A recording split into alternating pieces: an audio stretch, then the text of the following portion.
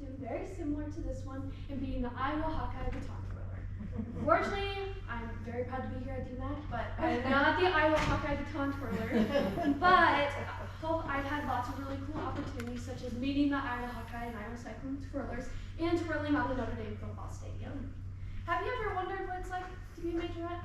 Well, today in this speech, I'm going to be talking about what a majorette is, the basic and prior knowledge, the equipment that we use, and the competition like the baton twirling. Now I'd like to talk about what a majorette is.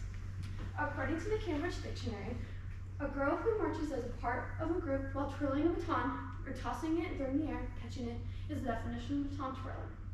Also, according to the World Baton Twirling Foundation, the origin of baton twirling is unknown. It may have started in Eastern Europe and Asia at dance festivals, where the goers used sticks, knives, guns, and torches to twirl with and toss. The quill activity progressed into the armies of some countries, which twirled with rifles during marches. Also, according to High Peaks twirlers, the purpose of baton twirling is to help students develop their eye-hand coordination, which helps increase the ability to use both sides of their mind and their body, and encourages them to be highly active in the studentry world. Now that I talked to you what a majorette is, I'd like to talk to you about some basic and prior knowledge. The most important thing I'd like for you to take away from this is that this sport takes a lot of time, especially since I'm auditioning to be the Simpson College twirler next year. I spend several hours in the afternoon practicing, morning and afternoon. You may have even seen me practice at Troll Point. Also, traveling from all over the country to even all around the world takes lots of time as well. If you cannot give yourself the time to practice, it will be very hard to improve.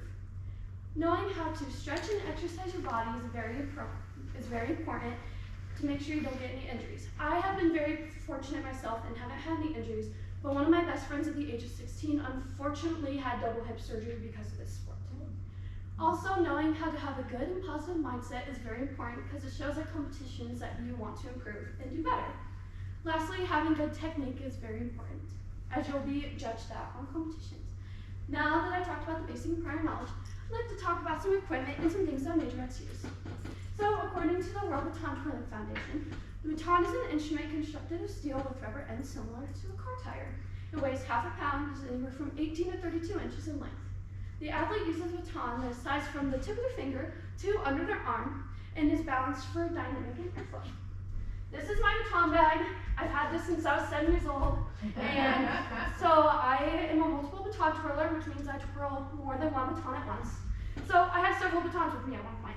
I also, for the kicks and giggles, have my very first baton from when I was 7 years old. As you can see, it has a different end from the ones I have now. Also, the ends are different. This one's round and this one. And it helps with injuries as you get low. Also, when I twirl this around, you can see it's very dynamic and beautiful. So another thing is we have different types of events at competitions. So this first costume that I showed you is a solo costume. So as you can see, it does not have a skirt. It's basically a gymnastics leotard, but there's some fringe, which gives a little spin when I'm spinning and I'm tossing in the air. Also, we have a routine called a strut, which is a dance-like routine where you don't ever toss the baton in the air.